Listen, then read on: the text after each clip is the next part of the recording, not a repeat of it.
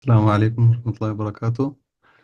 Uh, so today we have gathered here uh, for our expert talk series, and the topic is a very interesting topic. It's economic crisis in the EU, causes, consequences, and the impact on immigrant workers and students.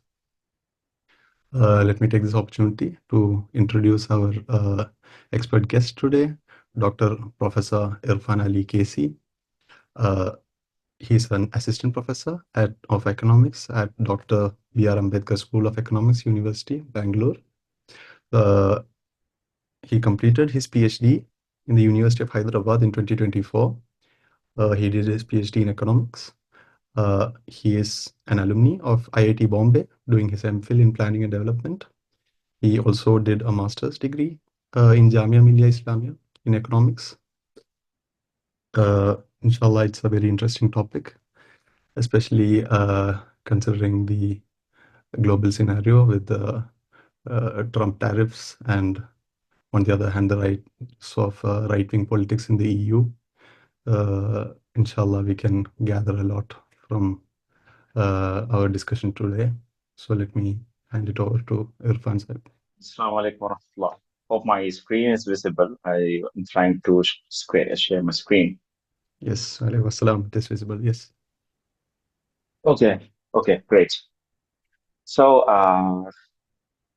alhamdulillah, rabbil alamin, salatu wassalamu ala rasulihil amin wa ala alihi wa ashabihi ajma'in. Wa man tabi'ahum bi ihsanin ila yawmiddin.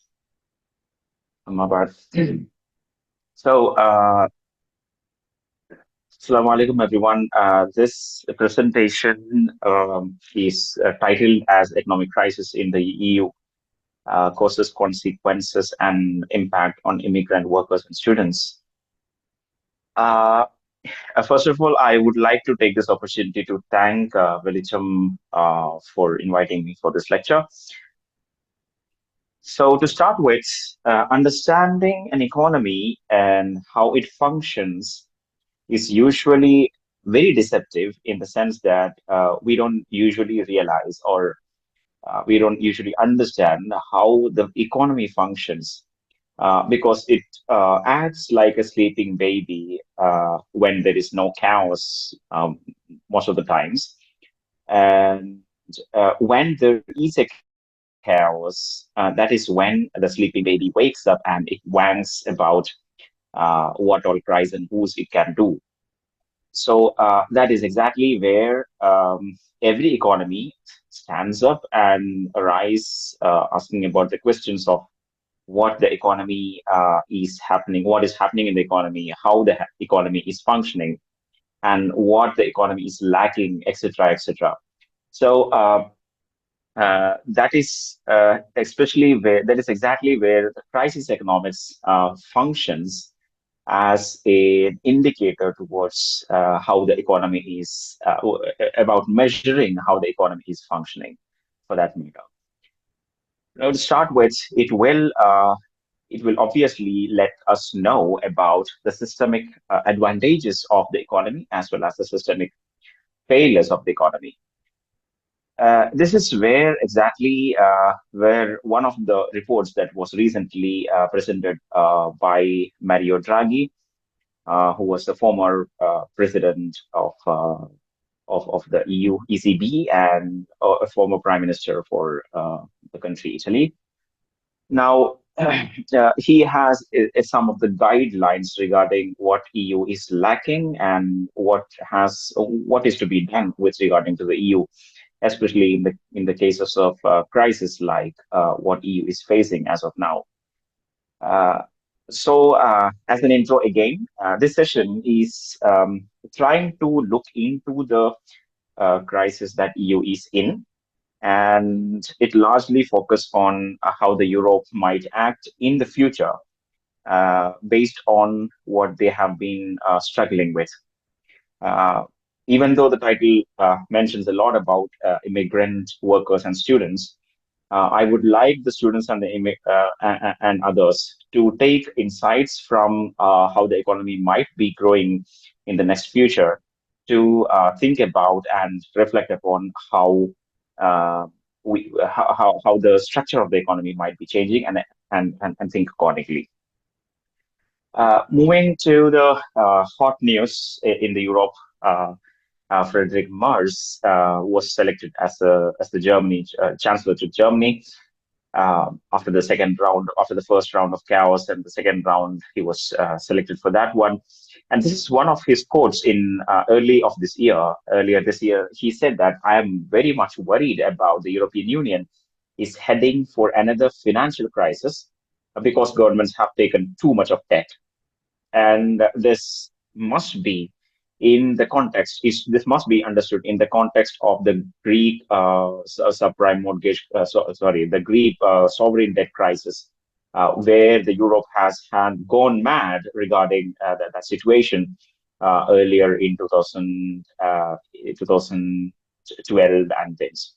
Now, he suggested that there should be spending rule, which should be limited to 0.35% of the GDP, wherein it was close to 5% or something, which is very high with respect to Germany for that matter.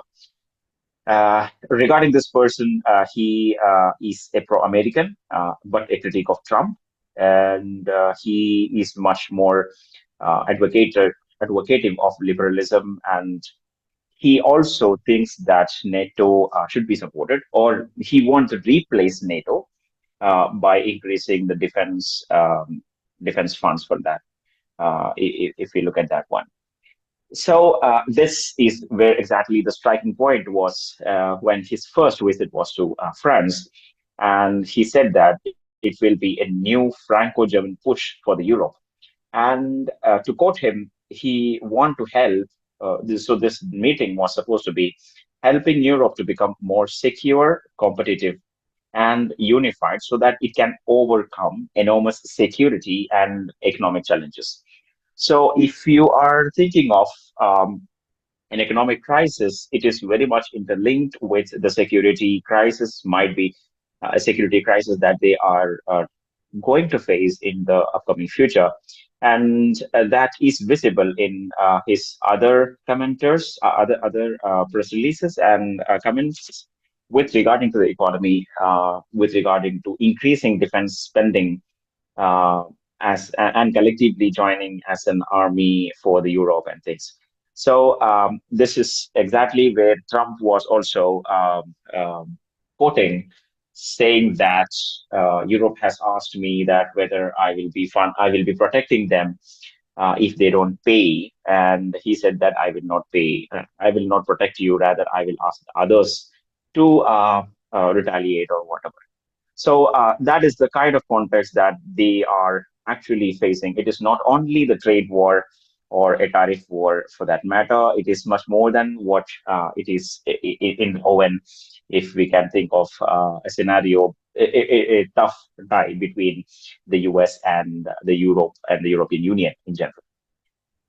And so this is the report I was mentioning about with regarding to Draghi and who have presented it to the European Commission, and Ursula is receiving that one. And recently, and yesterday and day before yesterday, Ursula was giving long speeches about the trade tariffs and how the Europe is ready to take over or ready to retaliate in the same fashion with respect to many things, but it attracted a lot of critics, which is also very much loudly speaking in the basis of this report, the Future of European Competitiveness report presented by Draghi. Draghi is when he was the president of the European Central Bank, he mentioned that in the wake of the global financial crisis of 2008, he mentions that we will do anything to to support the euro. And now, recently, he said in the speech with regard to this one, he was saying that we will do anything to support or to protect Europe. So a larger responsibility that he has taken up at that point. And this report, to be very brief about this report, and this presentation has a lot of um, mentions of this report and how the economy will be functioning in the future. Because this is very comprehensive. This is not very conventional report that has been published in the recent times of the history of the Europe. And it has a lot of critiques with regarding to how Europe is functioning. It says that there is a wide gap in GDP, which is the measure of the growth of the economy, uh, between the EU and the US. Why they are comparing EU and the US? Because they were all together in the GDP, in the growth market, in the share of the growth share of the GDP of the world GDP, global GDP in 2005 or before that one. And there is a stark difference between that one. I will show you the graph with regarding to that one so that you can see that. Now, that was not the point that he was making. The point he was making is it is not the gap is widened, rather, the gap is due to pronounced slowdown in productivity growth. And being a person sitting in India, looking at Europe as a very much developed country, developed region, I was actually astonished with regarding to how this has worked out. So even though Europe has been leading in the industrial revolution and the revolutions after that one, the report again mentions that the Europe was not very much able to carry out or to take advantage of the digital revolution, which is a tech revolution. And Europe is lacking much behind the US with respect to that one. So most of the comparisons is going to be between EU and the US. Uh, Even though Europe did well, even though the growth was declining, the per capita income or the per capita GDP was comparatively better for the Europe. And that is exactly where Europe is defining itself in most of the definitions that they have thought about with respect to the EU. That EU is a one market platform, uh, which is theoretically suggesting that no barriers, meaning that no trade regulations in between the countries. Uh, but the recent World Bank report again suggests that there is internal barriers to business in the Europe than it is much more higher than the barriers which is coming from the external forces, which is again suggesting that, which also is suggested in the coming slides. Uh, Europe has attracted many of the labor forces, and also it has declined its own unemployment in the wake of the global financial crisis and after that one. And it has made much movements with respect to inequality and social welfare. So this is something that is of to be praised of. But you looking at the share of world GDP. If I take what is that? Yeah, yeah. So if I take this one, this is 2005. In 2005, the Europe is having close to US as the share of GDP, which is 25, 24 percentage, and the US has somewhere around 26 percentage, and the rest of the world is there here in the yellowish green color. Now, this is where the Europe is declining in the share of GDP to the global GDP. It is declining, and the US is comparatively stagnant with its performance in the share of the global GDP. And there is an increasing share of China, as you can see. Now, China is holding somewhere around 17 percentage according to 2023 numbers. Now, where is this China getting this much of share? It must be partially from the rest of the world, as they are much more competitive right now, and they have borrowed much from the euro, and they have taken much of the share of the Europe for that matter. Now, uh, am I exceeding my time? Sorry. Okay. So this to start with. So that is where. So one of the Okay, so if you look at the gap between the US and Europe, there was an increasing gap, which is 30 percentage as of now, which was 17 percentage much in 2002, and that is something which is to be noted. Uh, what is an alternative way of looking at this one is that the US has actually overshooted other countries, and it is not because EU is falling back, and that is also supported by some of the evidences that the recent World Bank report suggests that there is a growth in the US in the European region, which is not altering the European market.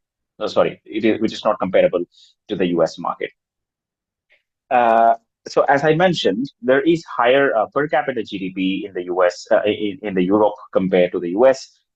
In 2024, this is the GDP per capita PPP, purchasing power parity, which is much closer at 62,000 and 86,000. So even though it is a little bit larger, but it's very closer to the US market.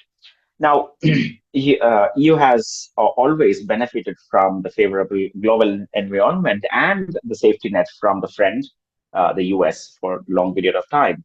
That the NATO has been backing up the US with respect to all the military reasons. Draghi has again mentioned that the foundations of this European Union has now been shaken, and especially the idea of one market. Martin Wolf, who is the chief economist at the Financial Times, he also mentioned that EU is fragmented and there are more inside barriers in the EU than more external barriers. The other way of looking at this entire part is because even though the economy is functioning in such diverse fashion, there is something called the industry and the industrial revolution, which was at the core of the industry and the development in the Europe for a longer period of time. But as you all know, that Europe is much more uh, developed and it has a more higher edge when you are taking the idea of the automobile market. But they have been facing higher competition and with higher cost because of the higher energy prices, especially when the Russia-Ukraine war was happening, and the supplier of the energy, the major supplier of the energy, which is Russia, uh, was no more supplying energy to the Europe, and you have faced that one, all of you. So as you can see, this there is a higher change in in how the industry is functioning there. Now, this not only that one, the industry has also being competitive. The US automobile market and the Chinese automobile market has taken the European automobile market from both the sides. Volkswagen has shut down many of its plants because of higher cost energy prices, etc., and no investment. So one major thing when I'm looking at this entire thing from the perspective of economics is that there is very few investment opportunities, or there is no investment that is happening in the European Union altogether. That is a greater problem that they are facing. So the US, all these comparisons are with the US. So the US was investing in the automobile industry and the pharmaceutical industries in early 2000s, and they are no more doing that. They are more interested in investing in tech field, which is technology, innovation, and the startups. Much of the revolution that has happened in the European Union and the areas of that one has limited itself to stay in that capacity of industrial revolution and whatever was left over there. There is no jumping from that point to a higher technological revolution. There is no investment, there is no innovation happening, much innovation happening in the market. And And much of these reasons of the European crisis is self-inflicted, and it has cost. The cost of this one is much higher for the Europe, for that matter. Now, because of this one, and for that matter, for example, if Europe has to prepare any of invest in defense, for example, they have to get the chipsets from the China. This is the kind of dependency that Europe has, and that dependency has turned out to be vulnerability and issuing a security threat altogether. Now, I'm just skipping these parts for this point, and this is where Draghi was especially pointing on that the productivity of the labor in the Europe has declined consistently starting from 2000. And this is where the Europe will have to focus for that sense. Uh, I will just skip to some more graphs so that I'll give you a little more detail about how the market will be functioning in the future and the suggestions that Draghi has put forward in that report. Now, if you look at the investments and the market capital, this will give you an idea about how much the industry has to grow and how much the European economy is lagging behind with respect to the industry and the innovations. Most of the valuable companies, especially more than 1 trillion, is in the US. And for the first, uh, it's somewhere, yeah. So Novo Nordisk is the only one who is coming in the 20th position in when you're looking at the market capital uh, in the Europe. That is the only country if you're looking at that. And you cannot find much of those companies who have started as a startup in the Europe, but have never developed itself into a larger scenario. So if you look at this one, yeah, so I'll come to that one. So these are the a few companies which is not touching trillions. It is always keeping themselves in the billions, and this is one such point at which the Europe is lagging behind technically. Now, EU need to grow, but the problem is that there is no much population. So when you think about 2040, it should grow with that capacity, but they will be in need of 2 million workers each year, if even though they will have the productivity increasing or focusing on the productivity. So this is something that, as an immigrant worker or a person who is sitting in the Europe, will be trying to understand that the workforce is going to be shrinking consistently from now. At the same time, the EU needs growth, which is GDP growth plus the further innovation and investments, etc. One more thing about the investments is that this is a comparison between the US banks and US banks and the European banks. So if you look at the US bank assets, it is 100% of the GDP, meaning that, or somewhere less than that, can be somewhere around 50% of the GDP of the US, meaning that banks have more capital, but it is not reaching more than the GDP. Rather, the European banks has the assets of 400% of the GDP of the European Union, meaning that people are saving their money in their banks, not investing. So if I have to invest in the economy, I have to be sure that I will be getting some returns from the economy. So much uncertainty, geopolitical uncertainty, plus the political uncertainty, plus the inflation, plus the energy prices, all of these factors come together to in the line, and much of the European households are not spending their money. Uh, that is what we can see when you look at the assets of the banks. So, quickly coming to the last part of this lecture, three areas of action which was called by Draghi, and this is where we'll have to focus if you have to think about how the future might be formed in the case of the Europe. Now, one is closing this innovation gap with US and China.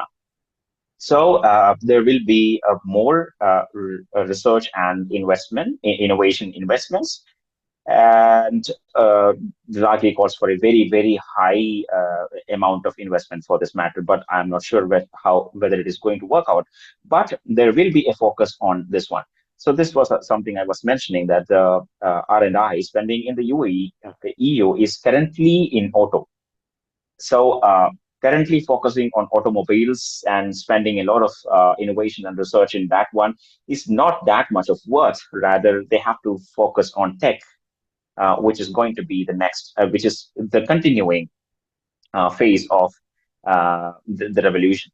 And the AI revolution is something that the Europe has missed out, is what the report is suggesting. So there should be areas like AI, which is linked to AI, which should be increasingly invested in. That is what one part of that. Second is energy. As we have mentioned, energy, Europe is struggling badly with energy. This mostly because they don't have much natural resources for energy production. They have energy production mostly um, in Norway and the UK. But European Union is no more. I mean, Norway and UK both are no more part of European Union, so they have no much to take from there. And if they are taking from, they have heavily invested in renewable energy, which is decarbonization. But that is not giving you the benefit right now. It will be giving you a longer term benefit, but the European Union will have to take care of the current requirement of the same thing. Now, the final one, which is decarbonization, is another area at which the European Union should be focusing on. And it will work only if the end user will benefit from this policy. Now, I'm quickly winding up this lecture, maybe in the next 5 minutes. Give me 5 minutes. Thank you. Now, the third is increasing security and reducing dependencies. So security, as I mentioned, they have been heavily dependent on NATO for this matter. And as of now, the ties between the Europe and the Trump administration is not very good. And they will be investing much in security and defense mechanisms. And the other one is reducing dependencies with respect to the innovation as well. For example, that is what I mentioned, for chip production, 75 to 90% of the global wafer fabrication capacity in Asia is in Asia. So they will have to depend on that one, which is another drawback that EU is having right now. So reducing those kind of dependencies, especially digital dependencies with respect to the other countries, especially in the strategic fields, they will be focusing on that one. So these are the three major recommendations of the report. So that is where I believe that the economy will be trying to um, grow for that matter. I just I mean, I have not gone deeper into the migration area of this entire thing. Rather, I just have a very brief idea about this one. So I'll just mention that and quickly wind up. So the Indian migration have increasingly gone to the Gulf countries, and the rise to uh, the US has been much more pronounced than any other countries for that matter. If you look at the 1990, the migration stock of Indian origin is lying in Pakistan, which is hugely there at that point, 1990. But gradually it has come down to UAE, Saudi Arabia, Pakistan, it has decreased. USA has increased much starkly to 3.2 million. And the UK has got 1 million, which was zero point 0.4 million previously. And Australia and also Canada. So Canada and UK has almost 1 million altogether.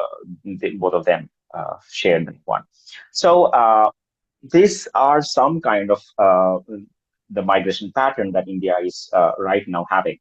Now, this impact of the European economic crisis on immigrant workers will be reflecting much of the policy shifts and the effect of the crisis on immigrant workers in the context of global financial crisis. That is what I have referred to. So the migrant workers usually are the more vulnerable ones, and it will obviously have will try to give more job to the native ones rather than giving jobs to the immigrants. So that will be something that we will have to be taken care of. Now, the other one is mobility and labor participation. uh, there will be shifting of the workers from one sector to the another. If it is very technical sector, which is having advanced methodologies and things, it might be shifting to the other areas, which does not require much of the skilled labor. The GFC, which is the global financial crisis, had led increased registrations of unemployment benefits in 2009, 2008, 9. And so much of that one was from the migrant workers. There will be a social vulnerability and irregular work. That is another session. And finally, the policy and social implications. There will be tighter immigration regulations, visa requirements, and extra will be there with regard to that one. This is in general how the migration or the immigrant workers will be affected by any type of crisis for that matter. So by this one, I just wind up my presentation here. And to be honest, I'm not expert on the on European economy for that matter, but I did enjoy reading about this one, and I can talk about much. I can talk about how how the economy thinks, or how the economy functions for that matter. Yeah.